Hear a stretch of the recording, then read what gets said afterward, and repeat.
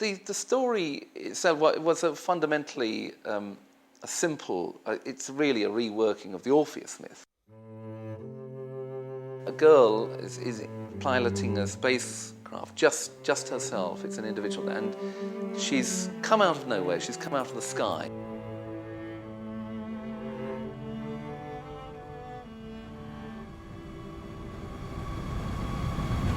And in fact, you think she's approaching a derelict civilization, and she's actually going into the underground part of that city, which actually turns out to be an enormous cavern, and you feel that there can't be any life.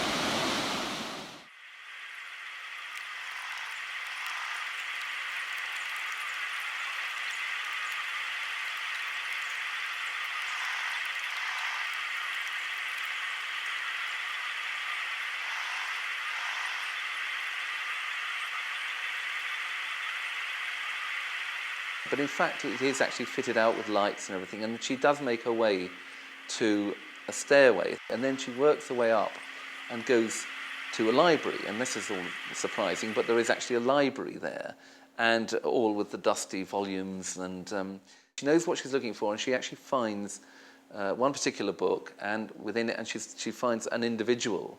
And next to that individual's name is a number, a code, which she programs onto her elbow. She's got all the sort of gadgetry to record it, and then she returns. But she's unaware that she's been overlooked and she's being watched throughout this, and in fact now her exit is blocked, and so now she's obliged to find another way out, which she does, and she finds her way through this waterfall. And then she has to go through like a nuclear power station, and she has to find her way through various narrow openings and cylinders and tubes, and it's an underground journey in a very literal sense. She survives every possible disaster that's thrown at her, and she's able to make her way out. But now she's above ground, and now she has to make her way from this very derelict, it's like a Chernobyl post-nuclear, back to the civilization. And in fact, she travels a long journey, and then she reaches a city.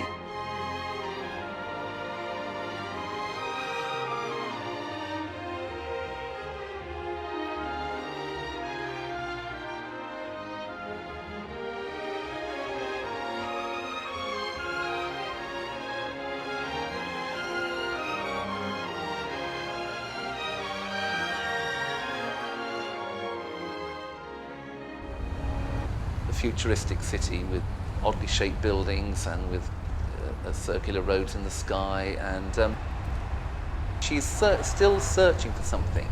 And in this techno-future city, she's able to actually use the code that she's still with her to track down this individual. And again, he's still able.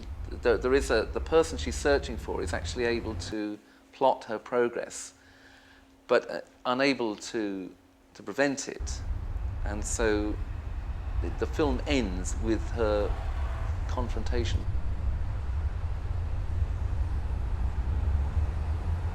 I'm hoping it will be thrills a minute, but with something remaining, something the mythic element in the film will remain in the mind of the viewer.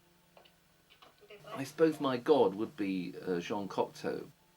His one great film, which bears very much on anima, is Orphée, which is his reworking of the Orpheus myth.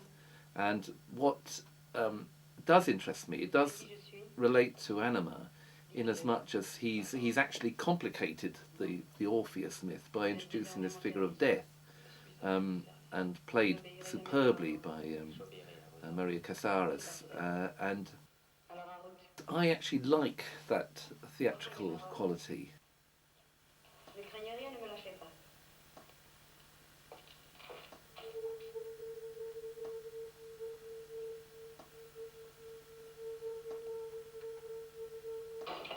He's used a number of tricks to achieve his effect, including a bath full of mercury, where Orpheus has to go through a mirror and into the world beyond.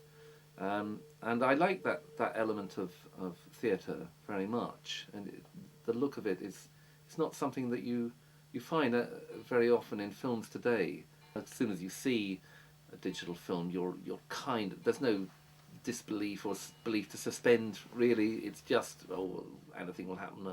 A great army of dwarves will come around the corner, and that's it. It'll all be sorted out digitally. Whereas I think at least with cinema, there should be some feeling that how have they achieved this, or I'm enjoying this illusion, and it's the illusion that I'm very interested in, and the fact that that can be achieved with models, or with in the camera itself, or any number of devices, but they're usually more interesting than the just straight post-production digital.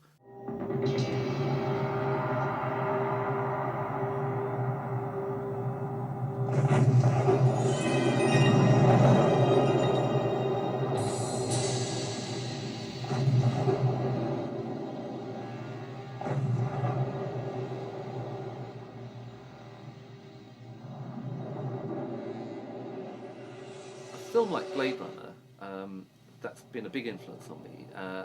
Certainly the shot of the city at the beginning, all done in camera, and it does have a look completely different from digital effects, and you wonder, as it's done slowly, as you explore each part of the city, as the camera moves forward, and you're asking yourself how, with these explosions, or with the lighting, or the individual buildings, how this has been achieved, and you're enjoying this illusion of a city, knowing that it can only have been done with miniatures.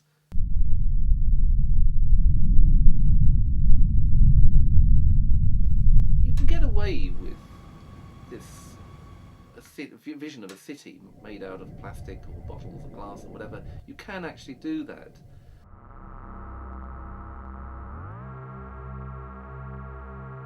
My model of city in anima is probably about 4 foot by 4 foot, but with the use of mirrors, expanded to an infinitely greater size, to infinity in fact, and so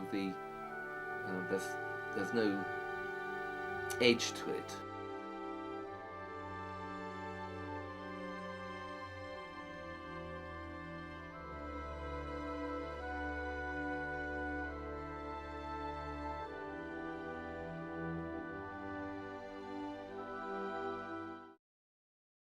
Another film that's influenced me is Alien.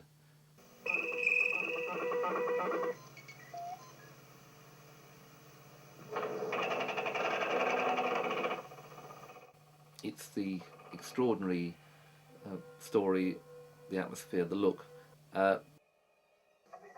Mainly, obviously, the character of Ripley herself. Open the hatch. Wait a minute. If we let it in, and her battles with the crew, and with her nemesis, the monster itself, and it's her intelligence and courage and resourcefulness that make her a triumph in the end.